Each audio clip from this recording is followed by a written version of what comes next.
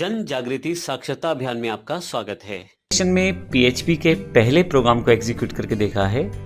हमने देखा किस प्रकार हम XAMPP को इंस्टॉल करते हैं एज अ वेब सर्वर, कैसे नोटपैड या नोटपैड++ की फाइल में अपने कोड को टाइप करते हैं और किस प्रकार से ब्राउज़र को एज अ क्लाइंट प्रयोग करते हुए अपनी PHP फाइल को या प्रोग्राम को रन करते हैं। यहाँ कुछ इंपॉर्टेंट बातें हैं जो मैं आपसे डिस्कस करना चाहता हूँ, क्योंकि आने वाले सेशंस में कार्य करने के लिए हमें इन बातों की जानकारी होना ज़रूरी है। हालांकि लगभग हम ये जानकारी ले चुके हैं, क्योंकि ये पॉइंट्स इंपॉर्टेंट है तो इसे एक बार फिर से मैं वर्कआउट करना चाहता हूँ आपके साथ। सबसे पहले PHP की जो फाइल है उसमें आप HTML, CSS, MySQL, जावास्क्रिप्ट और PHP इन सभी की स्टेटमेंट्स को शामिल कर सकते हैं। तो आप किसी पर्टिकुलर कार्य के लिए उसके अकॉर्डिंग जो लैंग्वेज है चुन सकते हैं। जैसे अगर कोई कंटेंट डिस्प्ले करवाना है वेब पेज पे तो आप HTML का प्रयोग कर सकते हैं, वो भी PHP के साथ एम्बेड करके।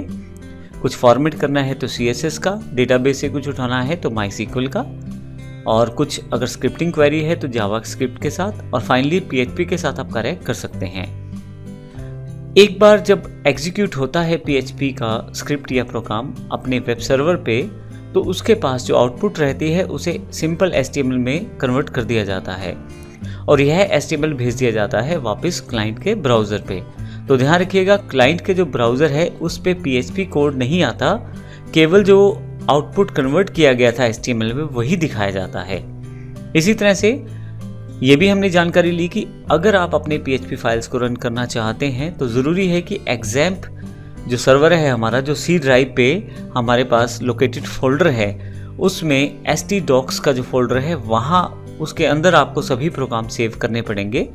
और यदि आप चाहते हैं ऑर्गेनाइज करना अपनी फाइल्स को तो उसके लिए htdocs फोल्डर के अंतर्गत जाके वहाँ पे और फोल्डर आप बना सकते हैं और उनमें अपनी फाइलों को सेव करके प्रयोग कर सकते हैं।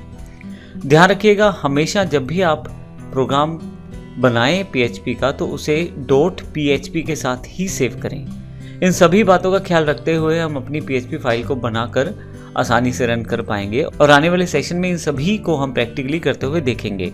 क्योंकि इंपॉर्टेंट पॉइंट्स है तो यहाँ पे डिस्कस करने से आगे आने वाले प्रोग्राम में कार्य करना आपके लिए आसान हो जाएगा। तो यहाँ तक हमने PHP की जानकारी ली है। अगले सेशन से हम शुरुआत करने वाले हैं पहले कॉन्सेप्ट वेरिएबल्स के बारे में। वेरिएबल्स क्या है, किस प्रकार डेटा स्टोर कर पाएंगे, PHP में किस प्रकार प्रयोग कर पाएंगे, इन सब की जानकारी अगले सेशन से शुरुआत करते हैं। धन्यवाद।